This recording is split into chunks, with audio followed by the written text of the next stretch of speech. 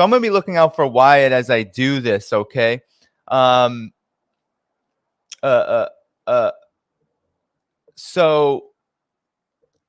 I'm going to be looking out for him as we go over what's been going on for a while, at least one part of it. He's been there for a bit now, for a bit of time. But I was definitely taken aback. You know, he's on this Meritovitz hit list, this really disgusting, and we're going to get into it, basically a kill list that is, the website is based in Langley. Well, I don't know. You could say a lot about that because the CIA is also based in Langley, Virginia. So we could say a lot about it, but he was attacked. I mean, we can't say he was attacked, but his hotel was subject to an attack. And I want to play you what happened because he shared it on Twitter. So let me do that for you all right now. All right, let me do that for you right now. I want to show you what's been going on for why. I mean, it's quite something. It's disturbing. So here on Twitter, he published what happened. So this was not 4 days ago. Okay, so Wyatt said that his hotel in Donetsk got hit by a Ukrainian artillery strike, and he watched that explosion rock the intersection of Artemis Street and Hurova Avenue moments before recording his video walking back. If he had been 30 seconds earlier, he said, he would have been killed. So I want to play you actually his report of what happened right here. Okay, so let's do that. We're here at the corner of Artemis Street and Hurova Ave, where a artillery strike by the Kiev regime just rocked this intersection. I was about 100 meters away at the time, and as you can see, the devastation is incredible. This is a normal occurrence for the people of Donbass, the people of Donetsk. They are living under this threat every day, and I just got a taste myself. I watched a massive explosion rock this corner, huge ball of sparks and flames here at my hotel.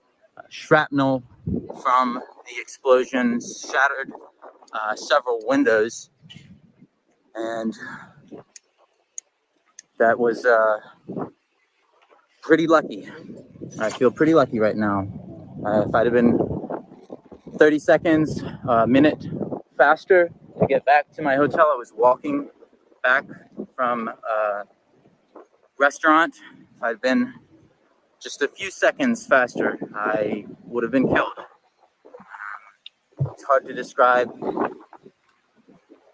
this as anything other than terror tactics. This is fascism in action, and it's why so many people here are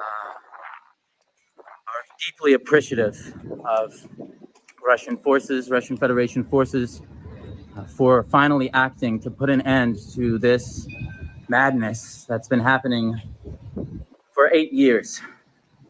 8 years of living with this. So, I mean, there you have it. That's just one instance. Somebody asked if anyone died. That's a good question.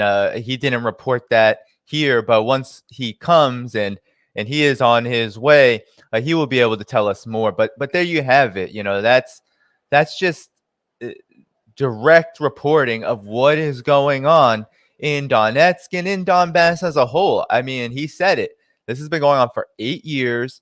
This is an assault on the Russian-speaking population. Scott Ritter calls it an ethnic cleansing, ethnic genocide that has been occurring, done by not Russia, but by Ukraine's military, by its government. That's what's been going on, but it has been completely blacked out. They're called rebels, they're called militias, they're called separatists, whatever they're called in the media. They are not projected as humans in the Western media. They are projected as Russian puppets, essentially. And that's been the case since well before the special military operation, despite the fact, as Wyatt indicated there, Russia didn't step in directly. Russia gave some aid during this 8-year period since the US-backed coup there, but it hadn't stepped in to any significant degree that would affect any outcome. It had tried to help broker those Minsk Accords, which were shredded by Ukraine, and of course NATO, which is the puppet master of Ukraine's government, but it hadn't stepped in a significant way until now. And so Wyatt there is showing us exactly what is going on, what is the reality of the situation. So I want to also show you a good report, because no international media covered this incident, right? This is a government that ostensibly in this hotel, the Donbass Palace, where I believe that's what it was called, where Wyatt was staying, it is a hotel where a lot of journalists stay. So only Press TV that I know of did a report on this, right? Went there and decided to talk about, well, what is actually happening here. I want to play you that report. It's by Johnny Mills. He did some good work here. So let's get a further analysis and reporting on the ground. So let's do this. American journalist Wyatt Reed had only been in Donetsk an hour when this happened. Just had an artillery strike. Here in Donetsk. Right outside my hotel. Wyatt then sprints into his hotel. When the Ukrainians strike once, they often strike again. This was the second time the Donbass Palace, a hotel known to be frequented by journalists, has been hit. The windows are still boarded up from the previous blast. A local woman walking by was killed. And just down the street, Central Hotel, also previously known to house journalists, was hit a few weeks ago. Reporters often congregated outside these doors. Not anymore. Now, while most Western media outlets don't even send reporters to this side of the conflict, there are a few Western journalists who do come here. I've met many of them. They are good people, honest and courageous journalists who risk their lives, their reputations and their liberty simply for reporting the stories that they see around them.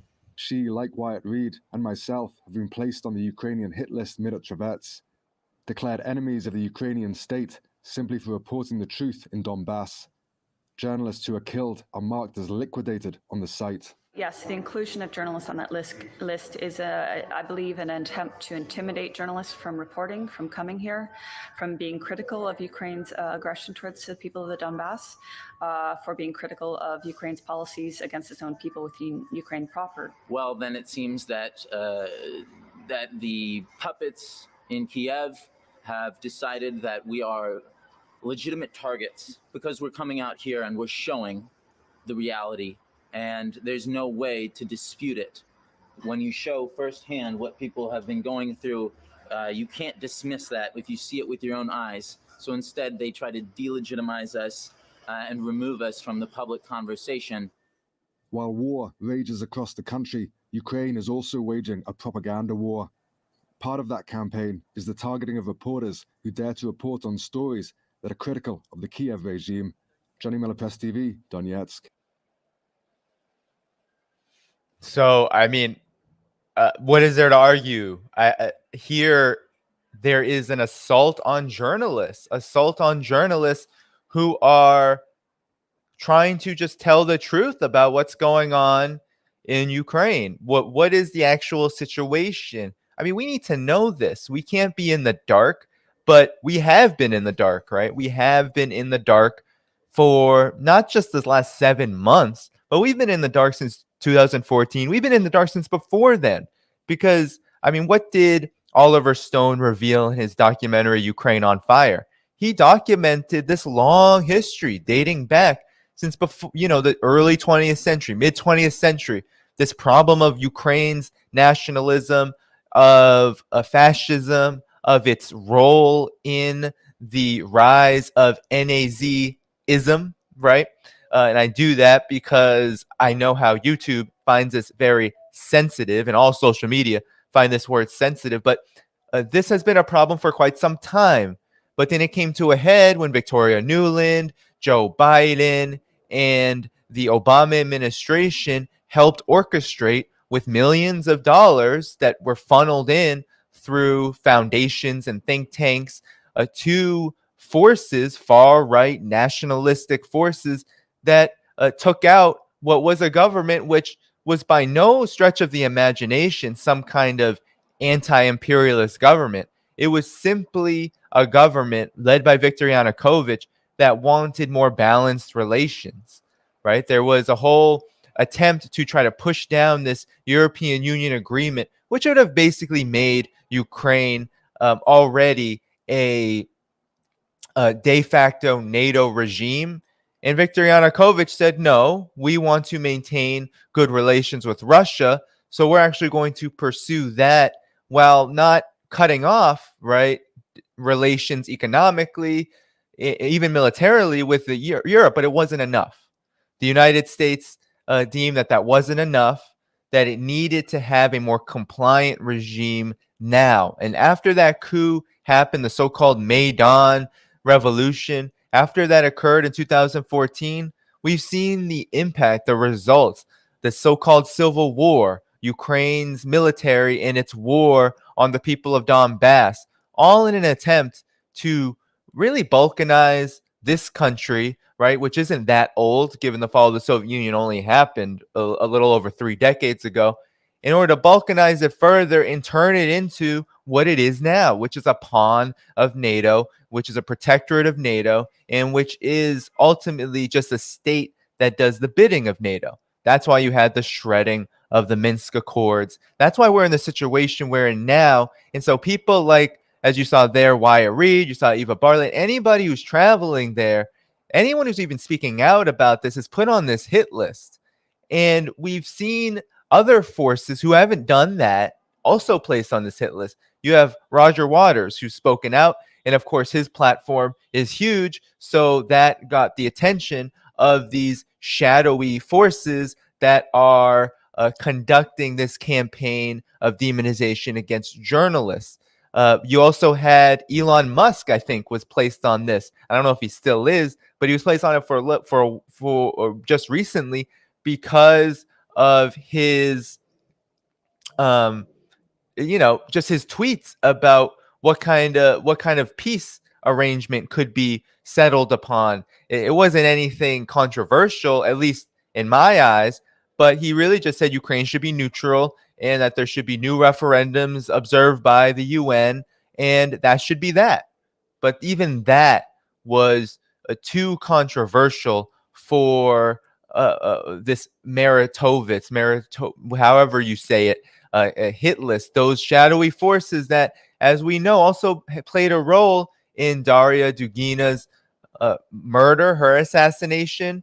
And so this goes on and on and on, and it's very dangerous, and it signals what I think is a campaign of repression that complements this overall attempt to contain and overthrow and balkanize Russia. That's what this is all about. And so now we have Wyatt. I believe he is ready to come on. Yes, he's giving me the thumbs up. So let's do this. Let me put on my headphones. And so here he is. Hey, Wyatt. Thanks for all of your efforts, man. At long last, it's good to be here, Danny. I'm so sorry about all that. No, that's okay. I totally understand. Yeah, so let's get to this then. So you're in Donetsk. How long have you been there? Been here just a few days. I got here on Saturday. Yeah. Well, I know that even in just these few days, you've had quite an eventful last few days. Talk about. I covered a little bit about what happened. I believe that was right around the time you must have arrived, right, a couple days ago. What happened, and could you also just maybe review why you went to Donetsk in the first place? Yeah, so I came to Russia. I came to these regions which recently voted to realign with the Russian Federation to observe the referendums, right, that took place at the end of September, in which those that went out to vote in these regions, Donetsk, Luhansk, Kherson, Zaporozhye, voted overwhelmingly to realign formally with the Russian Federation. And so I'm here now in Donetsk. I said, well, I'm already here. I've got a visa. I'd like to see what's happening. So I made the decision to come down to Donetsk and to sort of see for myself what it's like to be here in this city that has been suffering from these ongoing artillery strikes by the Ukrainian regime for close to 9 years. So I got here on Saturday. It was a pretty eventful trip. To get down here is difficult. You have to take a train or a bus all the way from Moscow down to Rostov, and then you have to get a taxi. You have to cross the border because the Donetsk People's Republic is a separate entity. To get into it, it's not Russia. To get into it, you have to go through a border procedure. You have to speak with border guards, and you have to, explain to some extent. Here I am. I'm an American journalist. Obviously, on some level, I think that might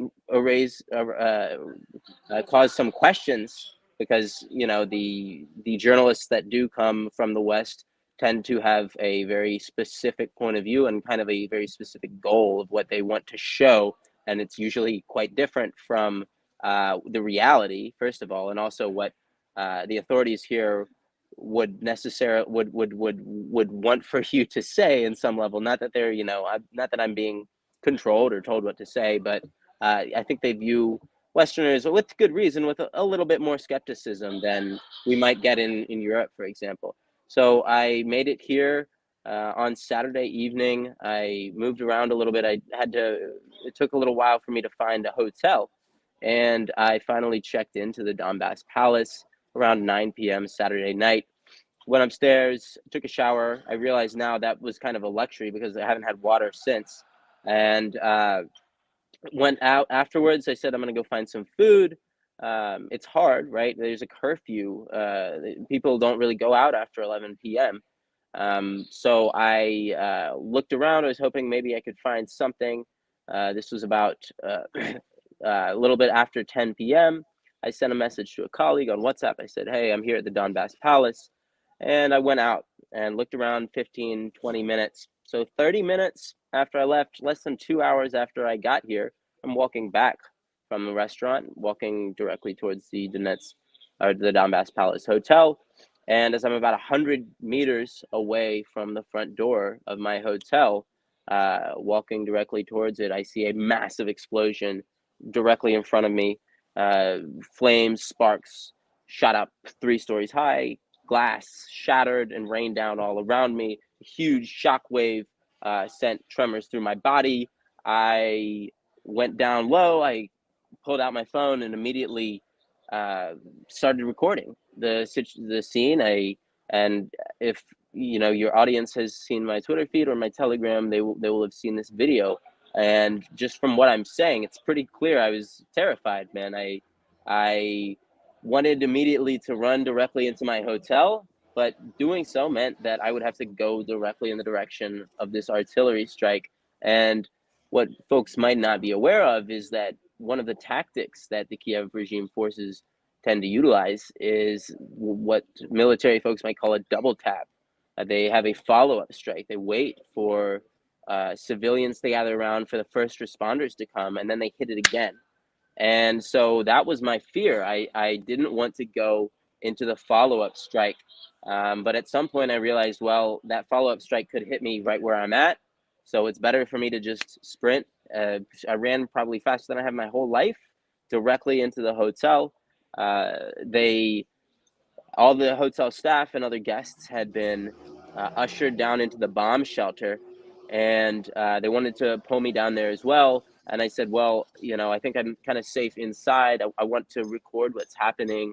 I don't necessarily want to run right back onto the street, but I don't want to be hiding down in the basement. I want to be aware of what's happening, and I'm here to record what's happening. So a couple minutes later, it seemed like the situation had calmed down a little bit. I went outside and I took a report. I made a report, and folks who've seen my social media might have seen that as well. I was pure adrenaline. Probably one of the most effective, comprehensive, best reports I've ever done, because I was just all adrenaline. And after that, I went back inside. I met up with some of the other hotel guests, some of the hotel workers, and some other journalists, and we kind of sat, decompressed, and drank a little bit of whiskey. And I talked to some of the guys. They said, "Well, welcome to Donetsk. You've been that was your Yeah. baptism. That was your baptism by fire. You survived. You made it, and now you understand. You got just a little small taste of what we've all been going through for 9 years." Wow. Wow. I mean, I'm sure everyone here is glad you're safe. I sure am glad you're safe. It's been a long way for you since we were on Katie's show talking about Keith Olbermann calling you a whore for dictators. What have you found through talking to people? Because this is what we get in the Western media. We get in the Western media that this is just rebels. They're Russian agents. They're working on behalf of Russia. Their sovereignty is being impinged upon. This is Ukraine's territory, and nothing about what's happened over the last 8 years, of course, right? It's all seen as some kind of fringe resistance that is Russia back. Could you talk about what people have been telling you? You got a little bit of a sense, I see, from that really horrific and very scary experience. But overall, what have people been telling you about what's been going on and what people should know about what's been going on in this part of now Russia over the last 8 years? Well, they tell me almost the same thing that I just told you. And, if this was really Ukraine, the question on everyone's mind is, well, then why are you shelling us every day? Why are you trying to kill us? Why are you striking at civilian areas where there's no military infrastructure? There's no artillery batteries set up out front here. It's just a civilian area. This is a hotel known to be frequented by international journalists. This is the third time, I should say, in 2 months that this same block has been struck. So for people here, if they're Ukraine, certainly the Ukrainian regime has not been notified about that. They absolutely treat everybody as though they're quote unquote Russian collaborators. So, to me, it's very apparent why basically everybody that I've talked to has this same story, which is that we can't believe that we lived through this. We have gotten used to it somehow, which is incredible to me. Just coming here, I mean, this is a war zone.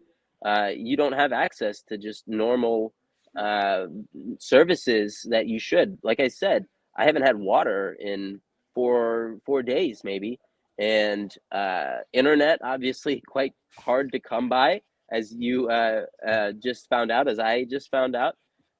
It's not a normal place to be, but people try to live their lives in a normal way. People don't want to live in fear. They can't hide away for 9 years. They have to come outside. They have to go about their daily lives. They have to walk their dogs. There is still some desire to socialize and to interact with each other and to have some level of normalcy. So people just kind of know in the back of their minds that at any moment I could be killed, but I can't live in fear. I can't be held hostage by these terror tactics that the Zelensky government decides to inflict on us on a daily basis, more or less as punishment, right? As punishment for having decided, what, we don't want to be part of Ukraine. We want to be part of Russia. We've always been part of Russia. We feel Russian. We speak Russian. Nobody here speaks Ukrainian. At least they certainly haven't been speaking it to me or to each other that I've noticed. So, what I've seen since coming here is, on some level, what I expected, that people would overwhelmingly be in support of the Russian Federation. But what I guess kind of surprised me was that the level of commitment. It's significantly more than I saw in Moscow or even in Crimea. People here pretty much universally are thrilled with the fact that Russian Federation forces finally came in and are finally coming to protect them. These recent strikes that Russian Federation forces decided to inflict upon the Kiev regime forces to take out some of the military infrastructure, some of the energy infrastructure. That was greeted here with quite a bit of satisfaction, not the least of which is coming from the fact that, okay, if they don't have comms, they don't have internet, they can't communicate with each other, and they can't inflict more artillery strikes on us. And to me personally, having survived one of these within 2 hours of having arrived here, it's hard for me not to empathize with that. This wasn't my first interaction with the Kiev regime, because just a couple of weeks ago, for the crime of having come down here to perform journalism, for having come down here to witness and report on the referendums, I was placed on the official Ukrainian kill list, which is called Mirotvorets. That means peacemaker. This is a kill list that hundreds of children are on. At least a dozen journalists who've been placed on this kill list have been subsequently killed. And when they are, their picture is marked over with big red letters in Ukrainian reading "liquidated" right over their face. So that tells you kind of the attitude that they have towards people that they deem to be collaborators with Russia, Russian sympathizers, people who even just accepted a Russian passport, people who accepted Russian aid and who can't prove that they were forced to do it.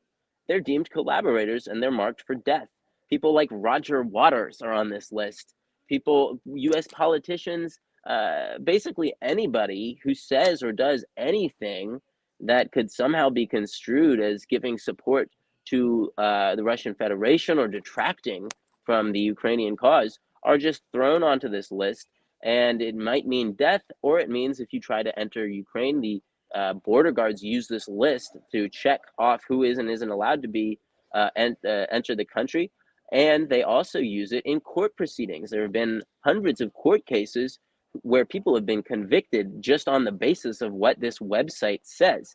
And, you know, I would tell people to go check it out. You have to have kind of a strong stomach to do so, because if you type it in, you go to this website, you're immediately greeted with the most gruesome, horrific photos of bodies of people who have been deemed Russian collaborators, people, faces obviously dead. They've been kicked in, they're covered with dirt and sand. It's absolutely horrifying. This is what they want to do, not just to Russian soldiers or Donetsk People's Republic soldiers, but just random civilians and journalists. And, you know, so for me personally, it's hard for me not to empathize with the people here when they say, you know what, it's about time for Putin to take the gloves off. So that wasn't, as I said, it wasn't my first interaction with Zelensky and co. My first one was being placed on the kill list. My second one, this first physical interaction with them, I just feel very blessed to have survived. Yeah, no, that's definitely true. I mean, it feels like this, you know, of course, it seems like it might be hard to confirm, but the hotel you were staying at was attacked not so long after you had checked in, and you are on this hit list. And we saw what happened to Daria Dugina. I mean, she was assassinated very soon after she was placed on this list.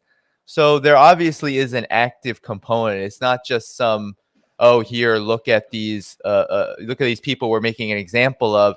There's actually activity around it. And so, yeah, that's very scary. So I'm sure everyone here is hoping that you stay safe as you can as you do this work. Do you want to talk about? To clarify, you know, I don't know for sure that I was specifically targeted. The timing of it is extremely suspicious, and certainly makes me think that, you know, within an hour, having communicated my location on WhatsApp, which is owned by Facebook, which is an extremely pro-U.S. government website that is known to collaborate and be filled with ex-CIA, ex-FBI officers for their so-called disinformation angles, disinformation campaigns. I certainly can't prove that, but, you know, my suspicion was that, yes, I was targeted, and the alternative was that they were simply targeting all journalists and not just me. Yeah, because where you were staying is, as the Press TV report said, and as you've mentioned, that it was frequented, and it's somewhere where journalists often go and stay at. Exactly. Would you mind maybe providing some of the context here, because you've been covering this situation for a while. You've been talking about that this has been a daily occurrence since 2014. what happened here? Like, how did we get here? Because you've now have the, I guess, the fortune to speak to those who have been dealing with this, ordinary people, as well as people very active in this political process that's been underway. What's been happening since 2014 in Donetsk and in similar areas of the Donbass? And why is it important to what's going on right now? Because all we get is, oh, well, February, Russia, and this is in the Western mainstream media, of course, Russia invaded and it's a war on Ukraine's sovereignty. But it seems like that completely and utterly glosses over the reality and detaches from the reality of the situation. What have you been able to connect and observe, as well as the context for I mean, what even brings you there? Right. As you point out, this war did not begin on February 24th. It began in 2014. It began with the U.S. backed overthrow of the democratically elected President Yanukovych. It began with the very open conspiracy of high level U.S. functionaries like State Department official Victoria Nuland, and there's a very famous phone conversation that was leaked between Victoria Nuland and between the U.S. ambassador to Ukraine, in which they're describing basically who should be the next president of Ukraine now that we've overthrown the democratically elected one. They say Yats is the guy. That's a famous phrase from this conversation. They're basically openly manipulating the political process and deciding, picking and choosing who is going to be the most beneficial to what we deem to be the interests of the United States. And so that has been kind of the dynamic that has existed since 2014. And even before that, in the so-called Orange Revolution, this has been kind of the dynamic that that has existed here. This is not... Russia isn't, overthrowing a democratically elected government. The democracy in Ukraine disappeared close to 9 years ago. There was no democracy to overthrow. There was only a coup regime, and Zelensky, who got elected, first of all, without the participation of the most pro-Russian populations. But those that could vote for him, overwhelmingly in the East, voted for Zelensky, not because they thought he was, super democratic, but because he campaigned on a peace platform. He campaigned to go ahead and follow through on the Minsk Accords, right? Follow through on these peace agreements which had been negotiated between Ukraine and Russia, and even the UK and France were parties to this. And there was no desire whatsoever from the Ukrainian regime, obviously coming from the US, which are the real puppet masters in all of this. There was no desire to actually honor these peace agreements. Instead, they were consistently violated over and over and over and over again. And so what we see now is basically, you don't have to take my word for it. You can listen to people like Henry Kissinger.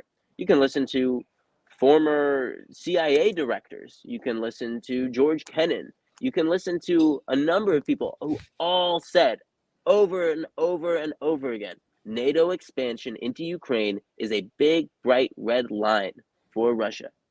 They will never allow for Ukraine to be subsumed into this Western sphere, because for them, Ukraine is an existential threat. The last times, 3 times really, that Russia was invaded, going back, Napoleon invaded through Ukraine, Hitler invaded through Ukraine. It's a consistent theme. The West always invades Russia through Ukraine. It's a red line for a reason. And all of the higher ups, all of the real U.S. intelligentsia knew this, and they decided, you know what, we're going to do it anyway, because Russia now is deemed such a threat because it refuses to basically heal when we call, that now we're just going to try to seek regime change, and the way that we're going to do that is by weaponizing Ukraine and turning it into an anti-Russia armed to the teeth with the most modern weapons. It doesn't even matter if we formally incorporate it into NATO, because we're just going to use it as a NATO pawn anyway, and we're going to turn it into a weapon that we can use against Russia to seek regime change, ultimately, to try to overthrow Vladimir Putin and replace him with another sort of pro-US puppet. And so this is what everybody informed in the West knew. They decided to do it anyway. They knew that it doesn't matter even if Vladimir Putin is in office. Any Russian president who is not subservient to the U.S. would feel the same way. This is just a widely shared sentiment throughout Russian society. They all knew it, and they decided to do it anyway.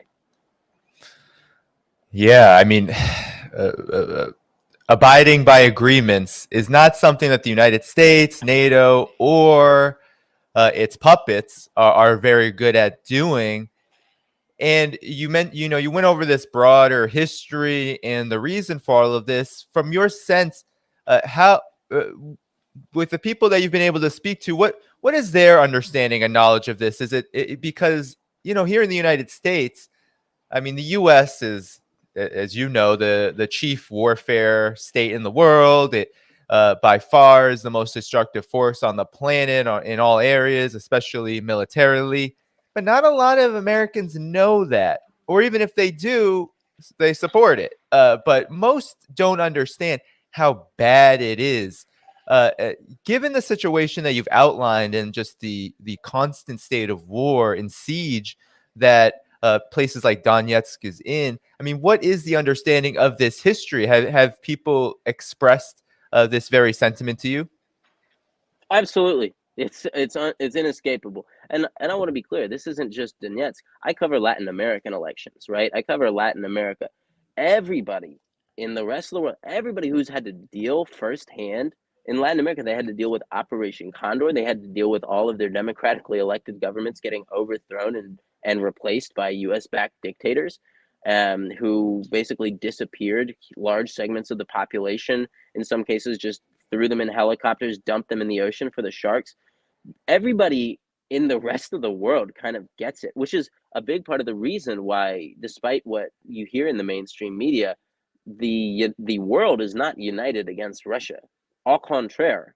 The world is united in understanding that this is a political play by Joe Biden, by the Clinton machine, to basically assert this U.S. hegemony one last hurrah. They understand, and this is something we even heard from the head of NATO, from Jens Stoltenberg, who said that a Russian victory in Ukraine means the defeat of NATO. This is obviously something that has been it's something that Russian officials have been saying for some time, that we're not necessarily fighting a war with Ukraine, plucky Ukrainians.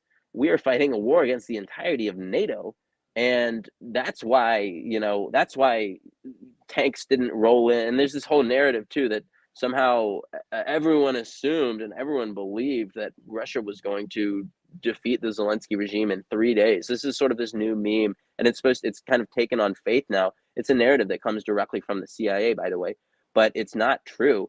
The Russians understood that they were going to be here for the long haul, and that this is basically a fight now, a fight for the future of the world, a fight between two competing visions of how the world is going to be organized. It's either going to be the United States ruling over everyone, ruling over Europe through a series of vassal states, or it's going to be a multipolar future in which people are able to actually determine for themselves the future of their own regions. Individual sort of governments are able to have their own sort of sphere of influence, and you have multiple varying different perspectives on what the world is and how to navigate it.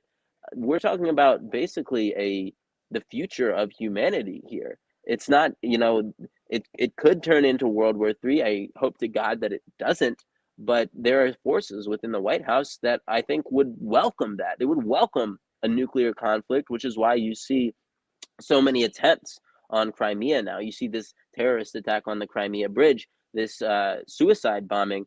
whether or not the driver was aware that he was going to be used as a suicide bomber is kind of up for debate. It's quite likely that he was basically used as a patsy and loaded up and then blown up by the Ukrainian Special Forces or SBU. And so all of this, kind of points to basically a huge geopolitical struggle, and the rest of the world gets that on some level, especially those who have had to deal firsthand with what the U.S. foreign policy means for people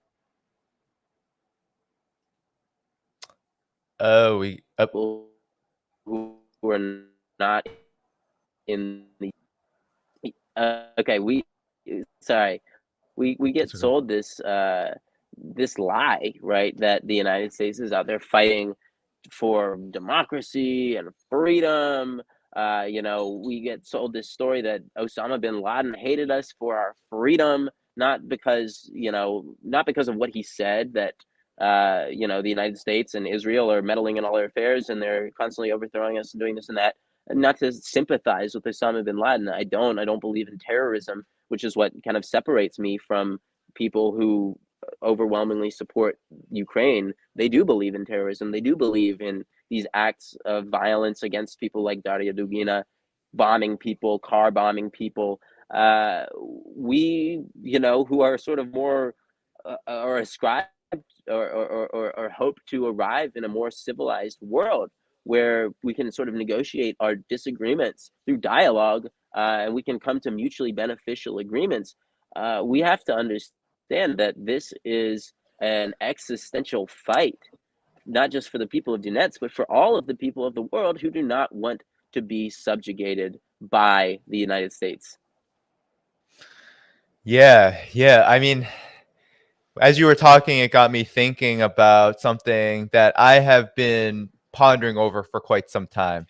And no one wants war. No one wants there to be violent conflict, or at least I that's an overgeneralization. I should say that peace-loving people who care about humanity, people who understand maybe a little bit better about the things that you're talking about, this overall situation globally, geopolitically, economically, those who have any kind of understanding and who aren't just either dupes of propaganda or literally have a vested interest in the warmongering that we've seen.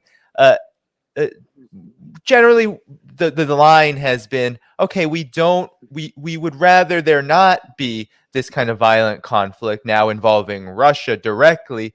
But at the same time, and I want to know your thoughts about this, the situation as it had been developing, right, the encirclement of Russia, Ukraine, further and further becoming embroiled in this, it becoming a protectorate of NATO well before this special military operation that Russia began in February of this year. It seems like because Russia stood up and really had a forceful response to these provocations, to this ongoing, and these provocations aren't just merely, oh, we're threatening. I mean, these have had consequences. As you said, Donbass has been absolutely ravaged by this campaign by NATO to strengthen this regime, to militarize it, and to create this very scenario that we're in, that very few are talking about. So I want to know what your reaction to this is, because I feel like when it comes to Russia, and then we can talk about China as well, and even just globally, all of the connections that you just made about multipolar world, on the one hand, led by Russia, led by China, unipolar, sort of imperialist hegemony, led by the United States on the other. There are already consequences to this struggle. Ones that are mainly, if not primarily, leveled by the United States for people, for the environment, massive death, massive destruction, destabilization. And so it seems like a lot of the reaction, the strong anti-Russia reaction, came not just because there's, of course, been this huge propaganda campaign against Russia, teach us that Russia's bad, Russia's bad, Russia's bad, but also it was like the first time in a long time that there was a posture taken that, no, we're not going to just take this, and we're not a country that can't defend itself. And so I want to know your thoughts about that, because it's been on my mind for a long time.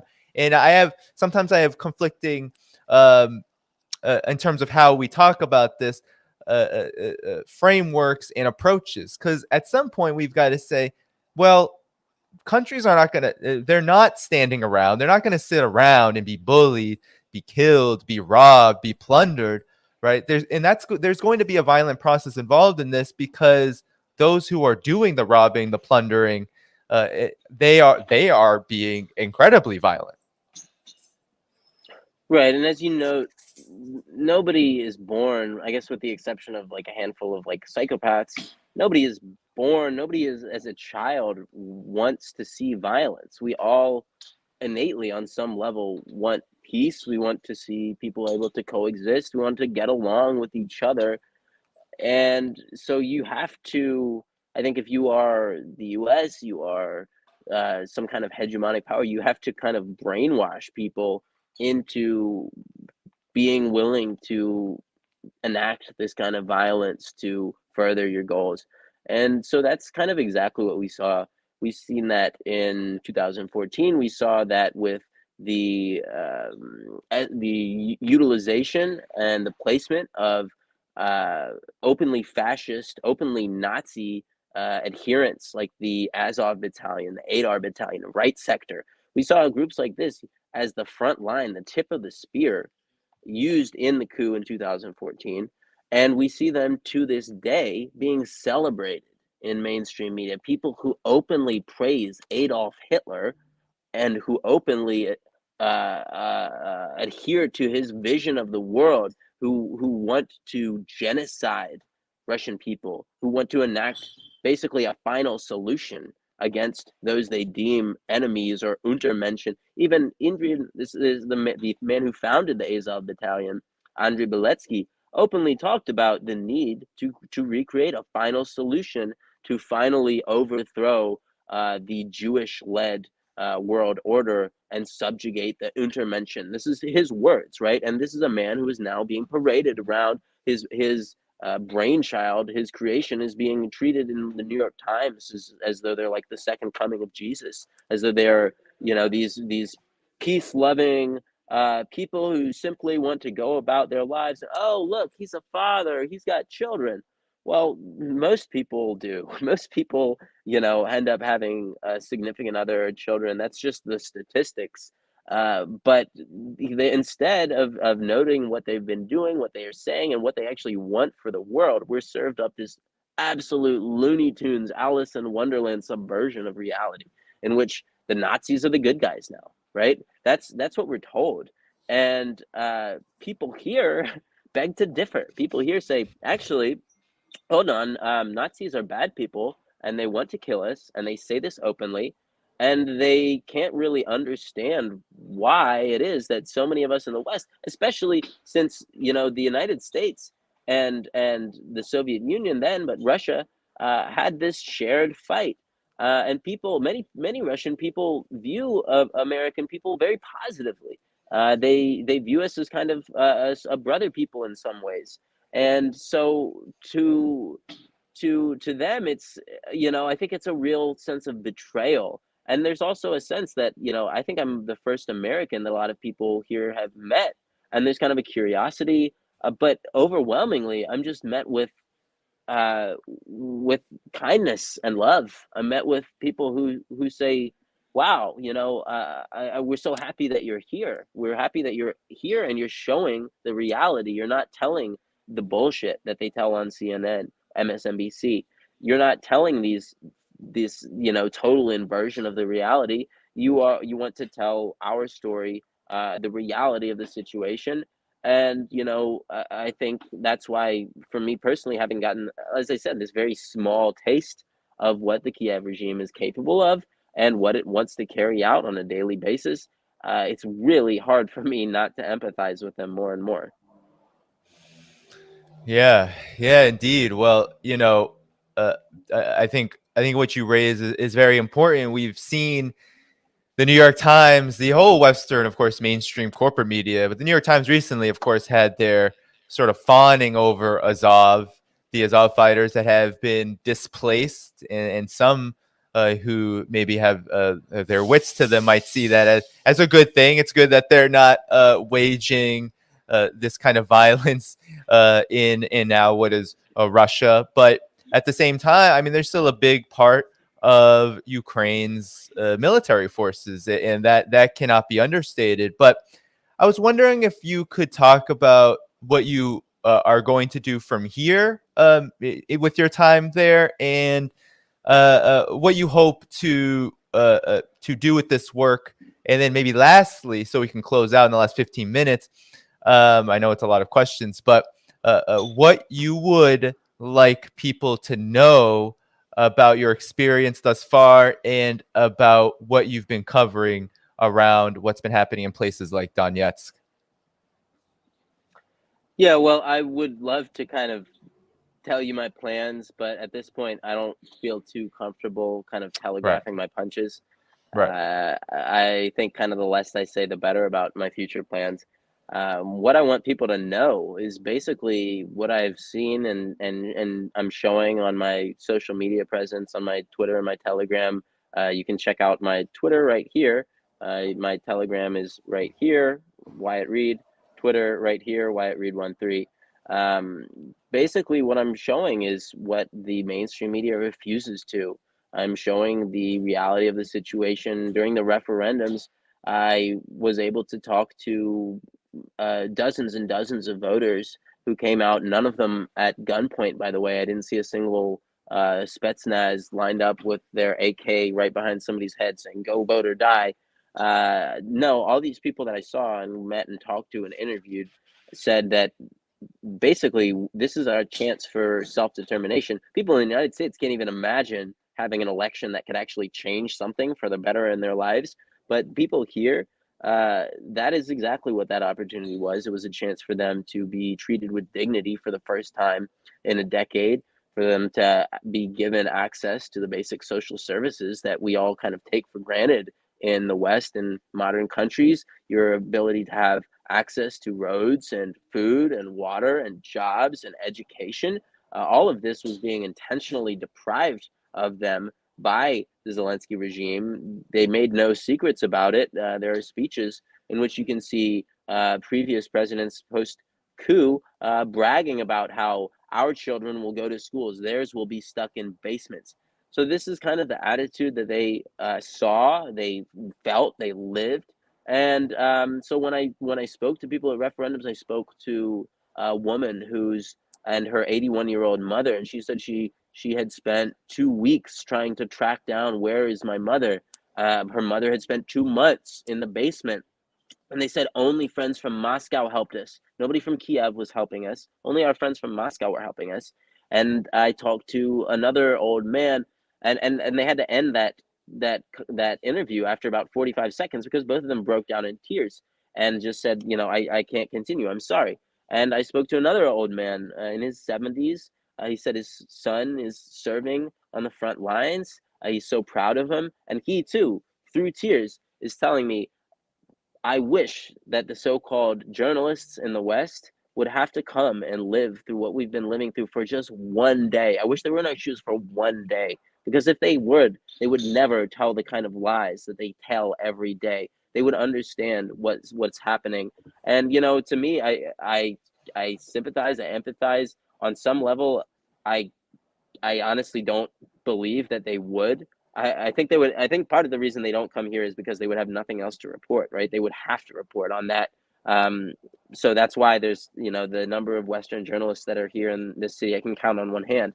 But on some level, I think those people don't want to understand. They have this kind of level of cognitive dissonance where anything that doesn't comport with their narrative must necessarily be Russian propaganda. So they don't want to understand, because to understand would be to totally rock their worldview. The same way that my life, I was rocked by this artillery strike, they would be rocked by something similar, and their worldview would be rocked and fundamentally altered if they really understood the situation on the ground. So they don't want to, and so that's why they don't come, and that's why I'm here. And I've had so many messages of support of people saying, we're so happy you're alive, stay safe. maybe you should get a little further back from the front line. And, of course, I'm always happy to hear that kind of message of support, and I'm always happy to know that people are caring about me. But on some level, it's like, well, I wouldn't be here if the mainstream media was here. If the so-called journalists were here covering the situation, I wouldn't feel compelled to be here. But no one is covering it. And I'm not going to tuck my tail between my legs and run, because these people don't have the option to do that. These people, their family is here, their whole lives are here. They can't just turn around and run for safety. And, until they can, I want to be here covering the reality. Yeah. I mean, it's so important. As you said, no one is doing this. It's incredibly hard to do it, but the Western mainstream corporate media, they have billions of dollars in profits that they can use if they so chose to do, in order to do this quite easily, quite frequently, quite regularly. But it ends up being on the shoulders of people who actually care. I mean, I think that's the difference. Is the Western mainstream corporate media has one agenda. It's to promote what is profitable, and what's profitable for them is these military industrial complex money that just is thrown around for advertisements, and just through just this deep relationship to the government that just means that they're only going to do and say and the bidding of the empire. And that's what we're seeing here, I think, so clearly. Do you have any closing thoughts, though? We have about 5 or 10 more minutes with you before I definitely want to let you go, because I know you have a lot going on. Well, yeah, I want to say, first of all, thank you so much for having me on again. It's always great to talk to you, Danny. And my message for people is basically just pay attention. Don't be fooled. Look through what you're saying, what you're hearing and seeing in the media, and understand, more importantly, why they're saying it. There's a reason that they feel so compelled to tell this level of lies, especially in Europe, where there's this massive social crisis that's bubbling up. You have double-digit inflation in a lot of Baltic states. You have huge, in France, for example, where there's now a strike by workers at oil refineries. Now you have huge lines for gasoline. You have fights breaking out. You have basically the social cohesion that has underpinned much of kind of the European promises now crumbling right in front of people's eyes.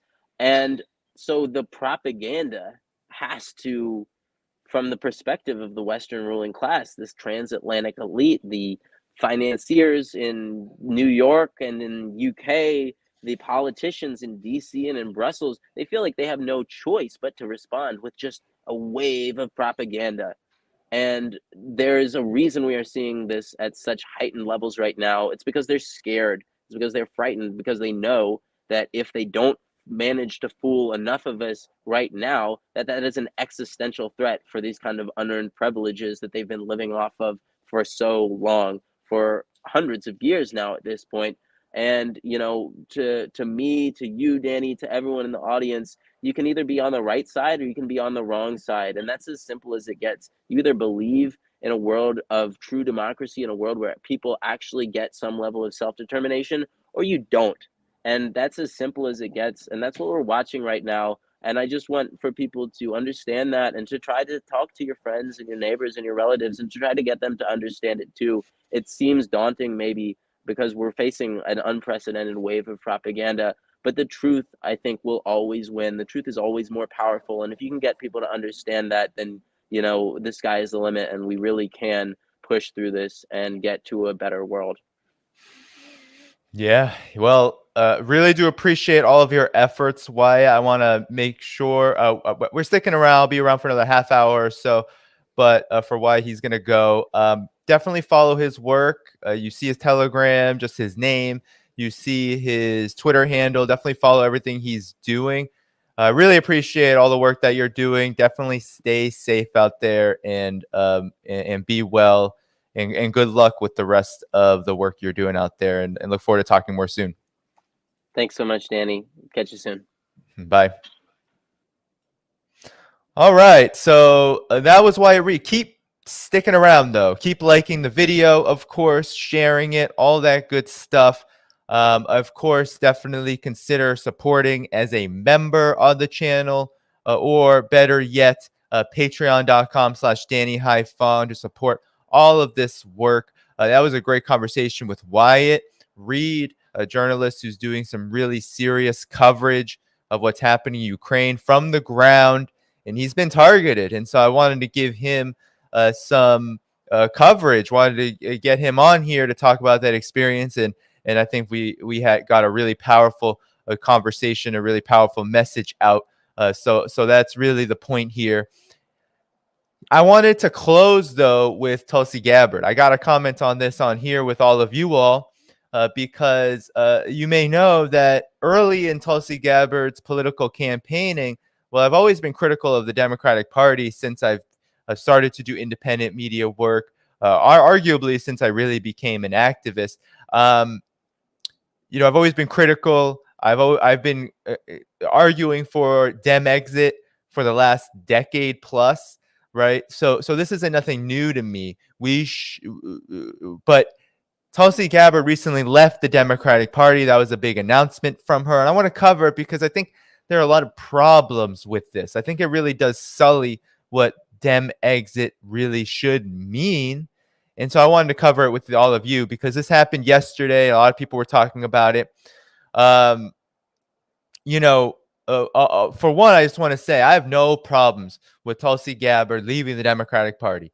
No one should stay in the Democratic Party who cares about working class people, who cares about peace, who cares about anything at all that benefits humanity.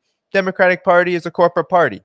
Now, that is also to say, and this isn't to say that Tulsi Gabbard is officially joining the GOP, but this is also to say that we have to understand that the GOP works for the same team, the capitalist team, the monopoly capitalist team, the team of finance capital. It doesn't work against the Democrats in a progressive way. So we also have to be opposed to the GOP.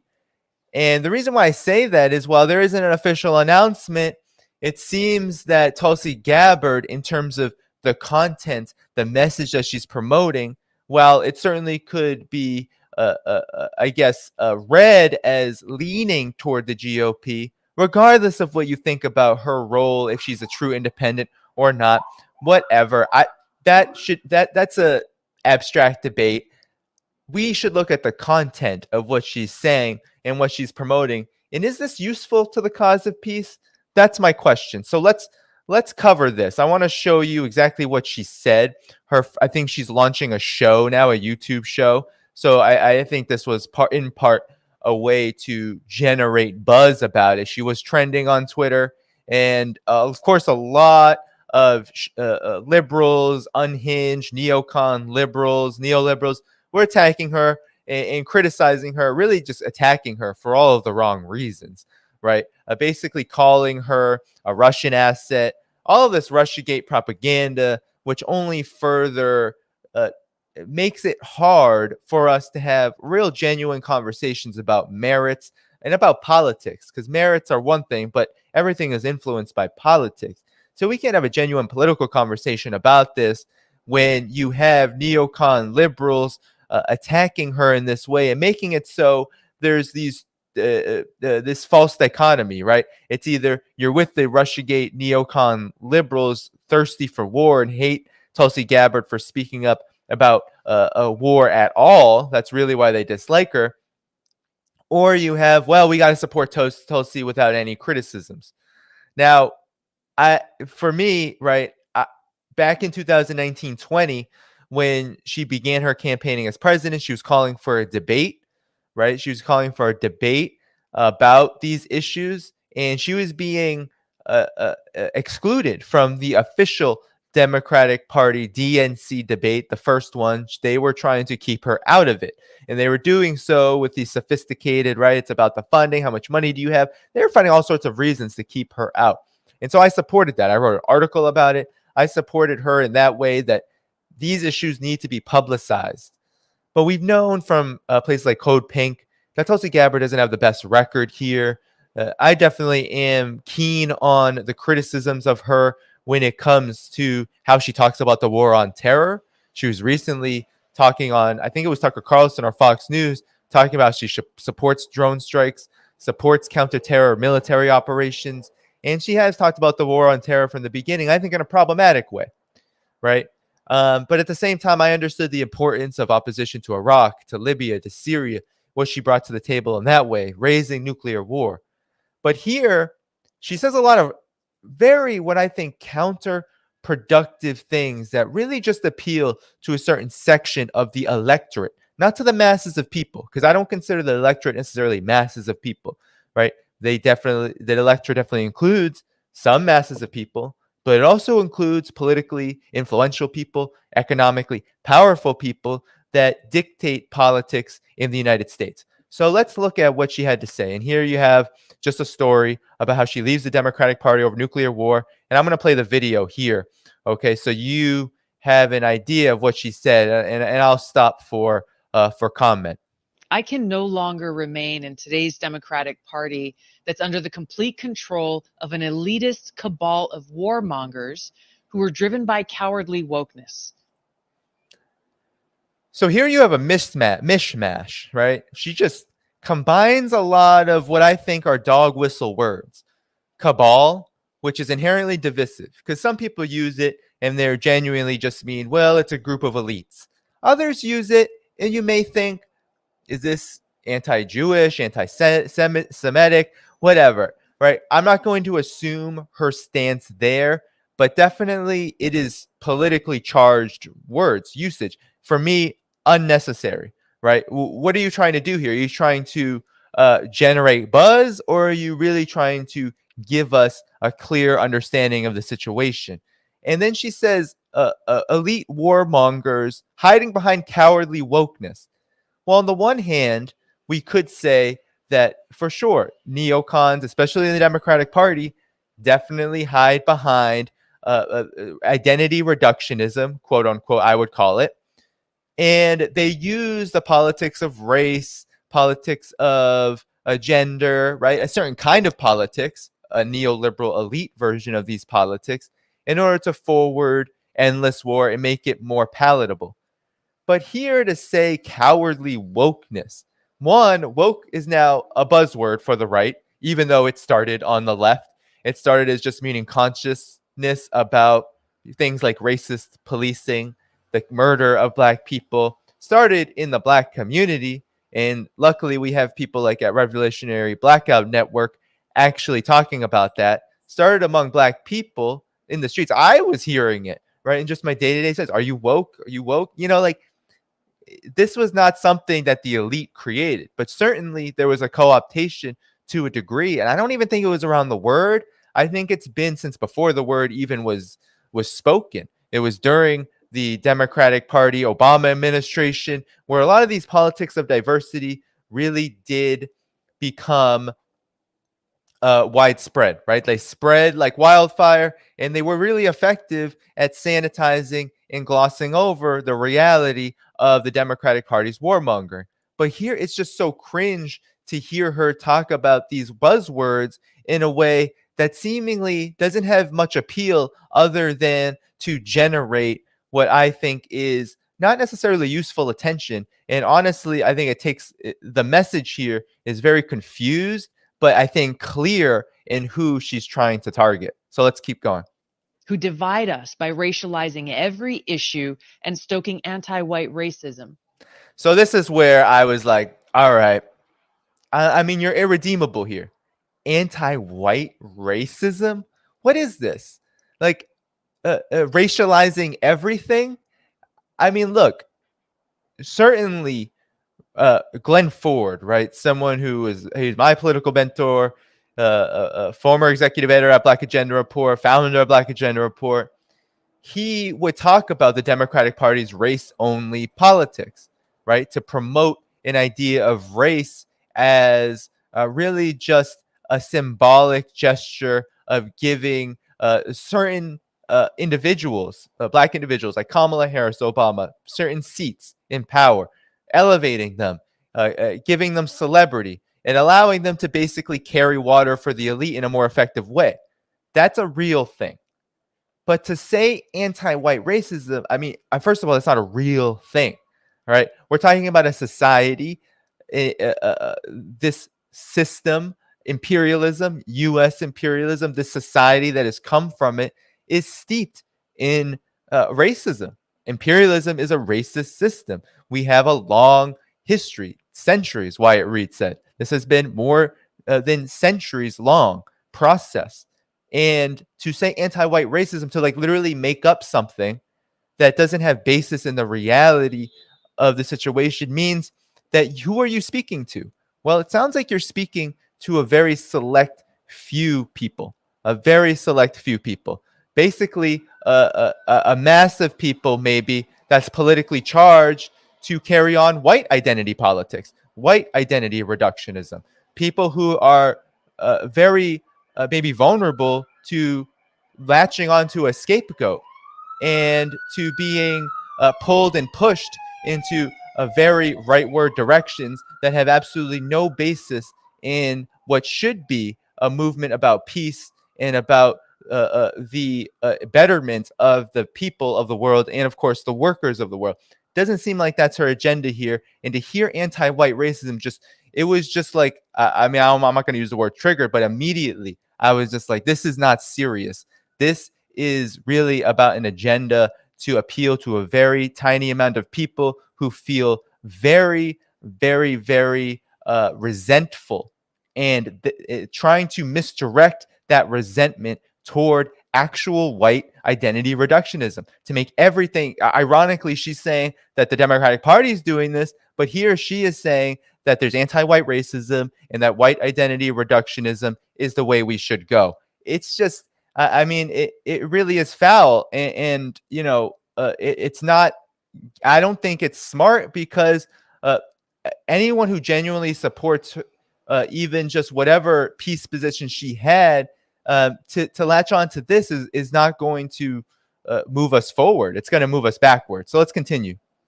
Who actively work to undermine our God-given freedoms that are enshrined in our Constitution, who are hostile to people of faith and spirituality, who demonize the police but protect criminals at the expense of law-abiding Americans, who believe in open borders, who weaponize the national security state to go after their political opponents. So the police thing really brought me back because it's like, all right, you've already said anti-white racism. You've already said that, right, that we shouldn't be talking about race at all, but you're talking about race a lot here. White identity reductionism. Let's not get into the history of genocide and imperialism and colonialism and slavery, all of that.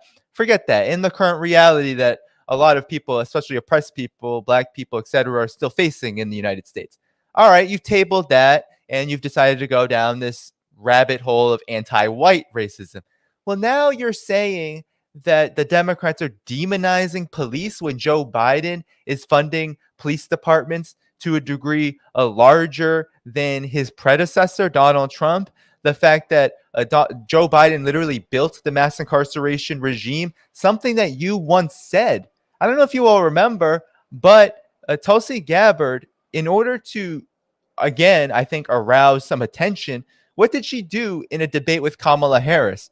She targeted Kamala Harris based on her record of destroying black families through anti-truancy policing, and as well as putting people in prison, black people mainly in prison for marijuana charges.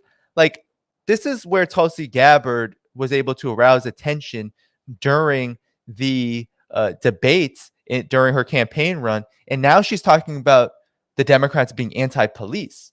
I don't see that. This is, again, more dog whistling, anti-police. It's about creating an alternative reality. And that's what electoral politics does. And that's why people are saying, well, if you're not with the Democrats, you must be with the GOP. Because honestly, a lot of this sounds like GOP talking points. This is what they say. The Democrats are against the police. They're all Marxists and communists who just they love their race and identity politics and all of this. When the reality is that the Democratic Party and the Republican Party agree wholeheartedly on this issue of policing. They agree on intensifying the police militarization, on intensifying the policing, the police state in this country. there's no difference there.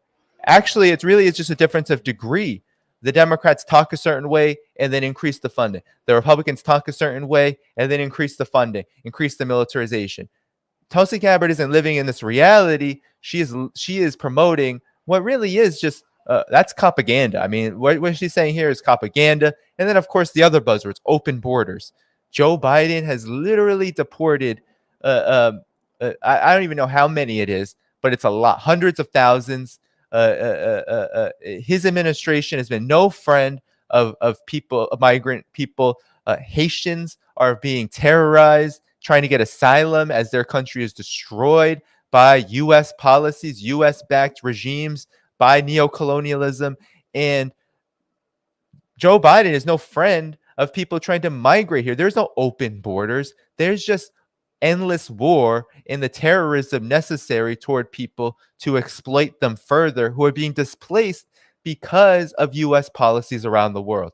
And yet that's not something Tulsi Gabbard, I guess, is very interested in anymore, if she really ever was. But she's being exposed here as just someone who's going for buzzwords. And above all, who are dragging us ever closer to nuclear war.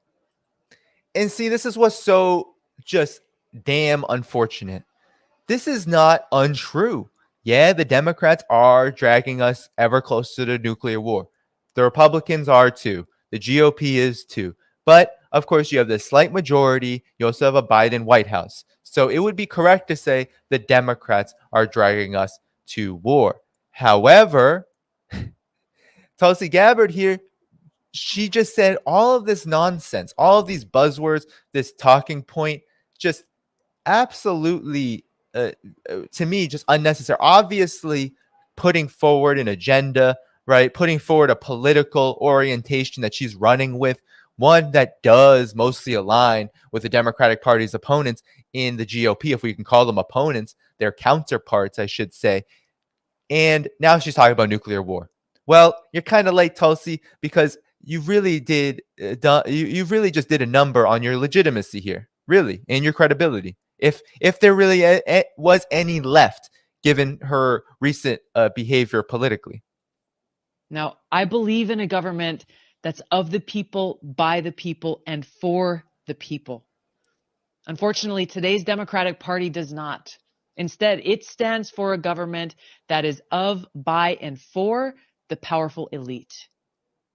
Now, I'm calling on my fellow common sense, independent-minded Democrats to join me in leaving the Democratic Party. If you can no longer stomach the direction that the so-called woke Democratic Party ideologues are taking our country, then I invite you to join me. I mean, how tragic is that? She's saying, join me. First of all, Tulsi, where are people joining you? Where are your colleagues joining you? Who are your colleagues in the Democratic Party? Because those who supported you the most did abandon you in 2020, unfortunately. But those who supported you most in 2016, the Sanders contingent, I don't know. This doesn't sound like it's speaking to them. Who are your colleagues in the Democratic Party who should be more independent-minded? Who should be attacking wokeness, right? What is this direction that you're going in? Because it's just so tragic to hear someone say, exit the Democratic Party because they're dragging us to nuclear war.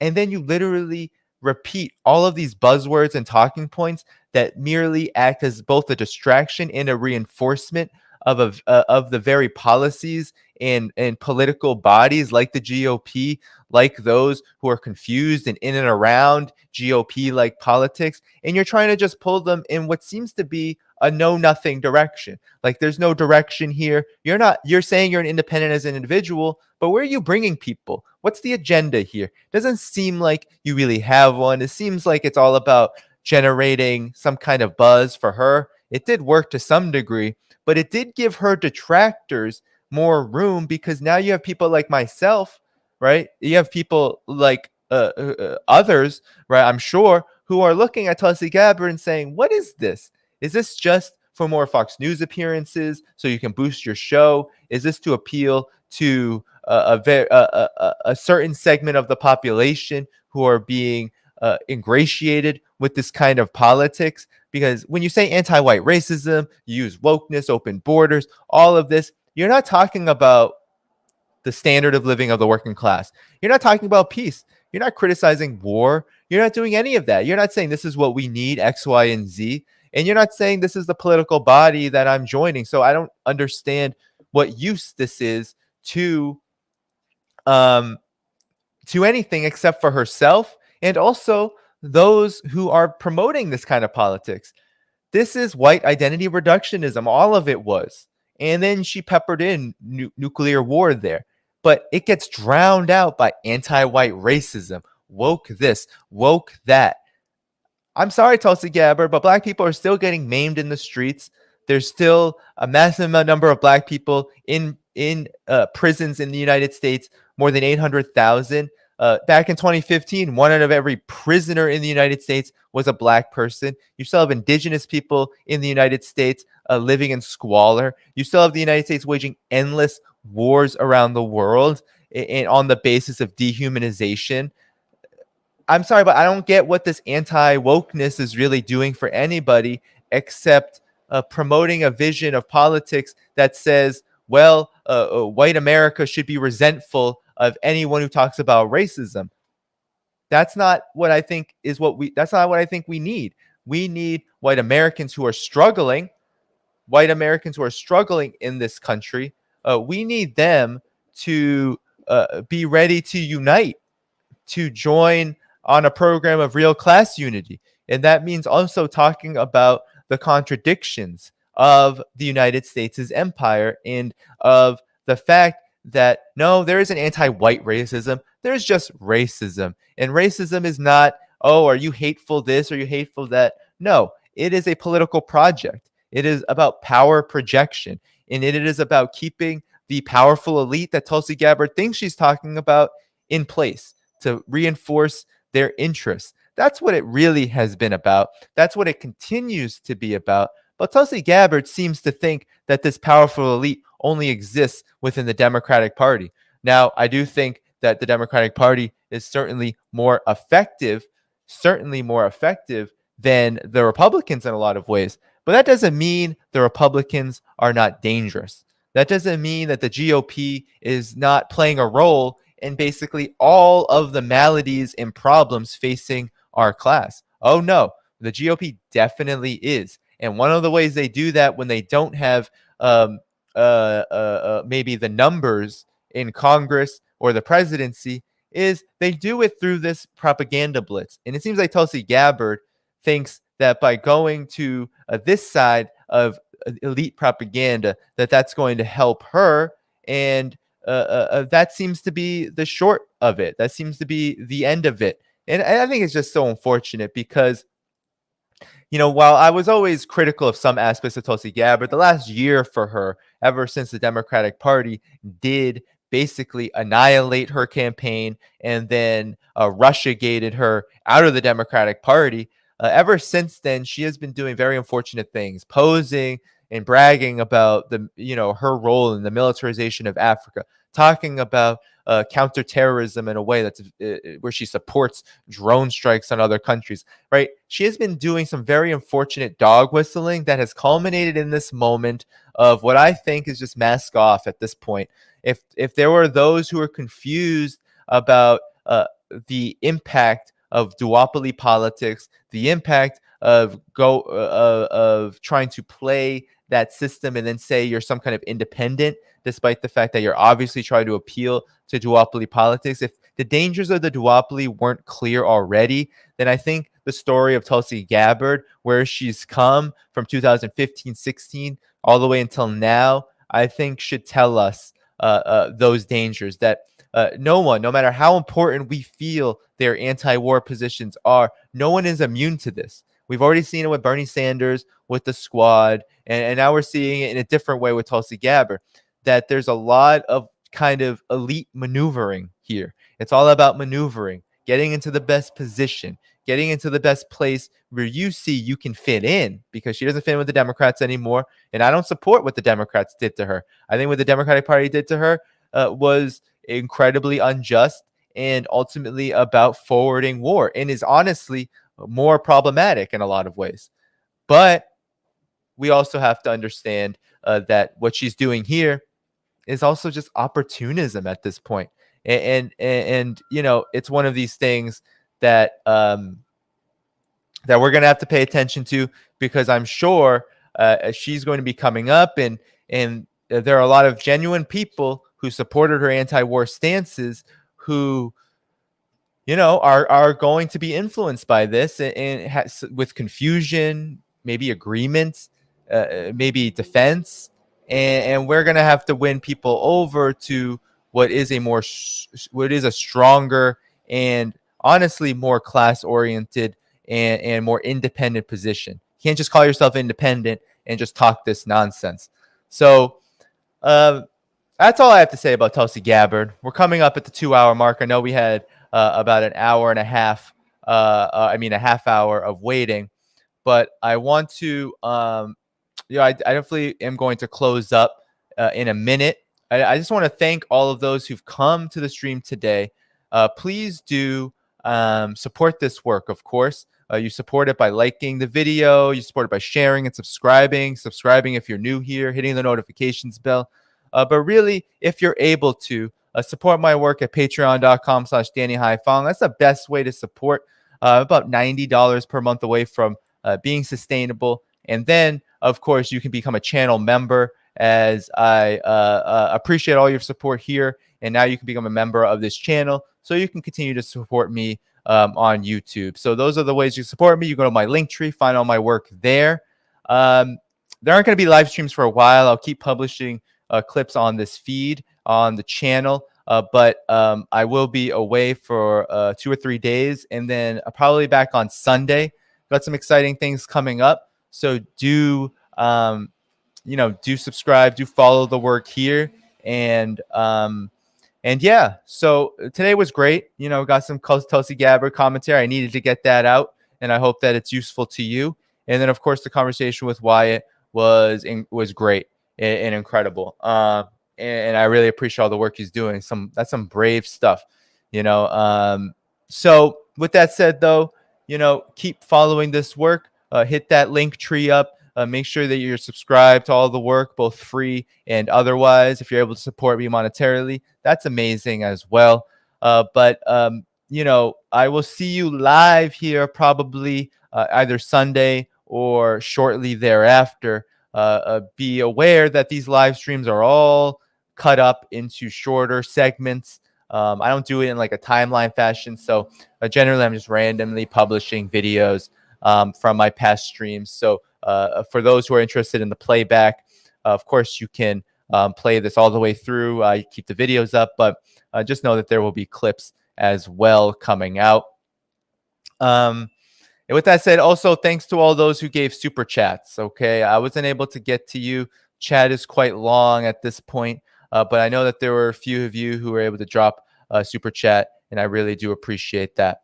With that said, though, everyone, I am going to head out. Thank you so much for tuning in, and I will see you all again next time. Take care, and bye-bye.